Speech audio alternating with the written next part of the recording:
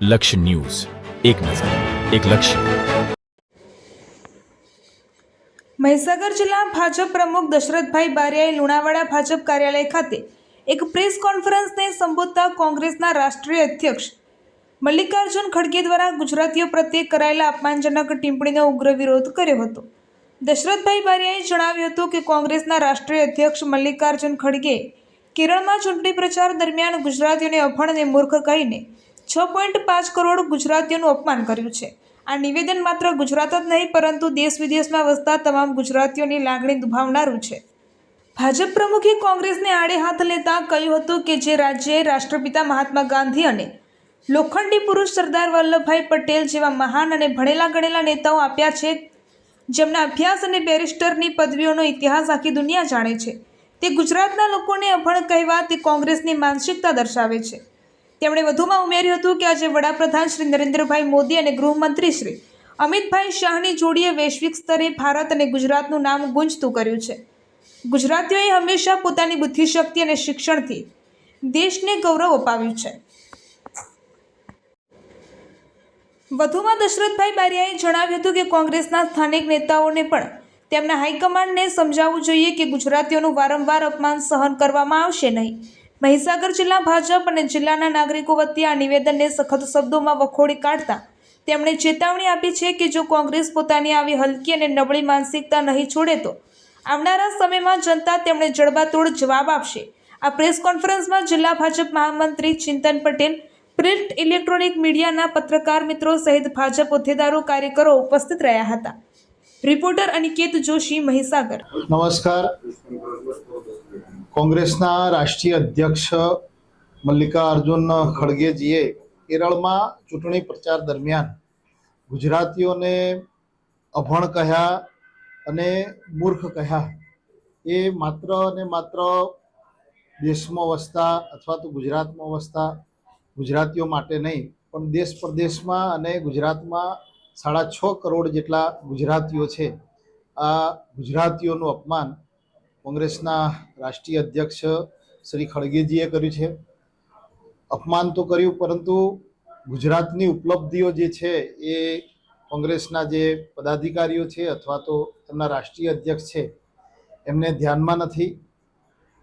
આપણા દેશના મહાન નેતાઓ જે થઈ ગયા તે રાષ્ટ્રપિતા મહાત્મા ગાંધીજી, સરદાર વલ્લભભાઈ પટેલ આ ગુજરાતના જ નેતાઓ હતા.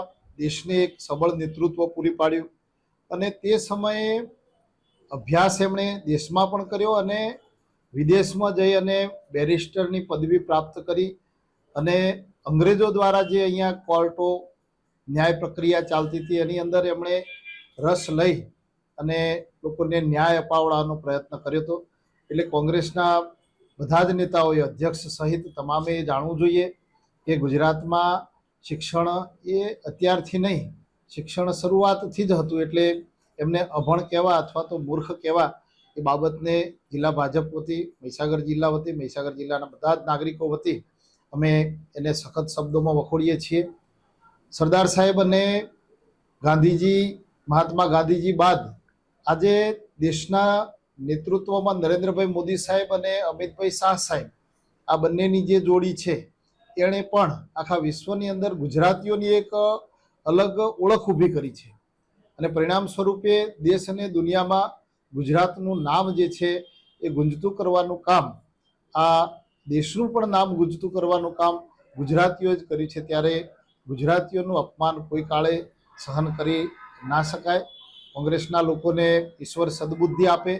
આવનાર સમયમાં ભવિષ્યમાં પણ આ પ્રકારના નિવેદનો ન કરે એવી જિલ્લા ભાજપ વતી એમને હું વિનંતી પણ કરીશું અને સાથે સાથે એમને અમે ચેતવણી પણ આપીએ છીએ કે આવનાર સમયમાં આ પ્રકારના શબ્દોનું ઉચ્ચારણ ન કરવામાં આવે.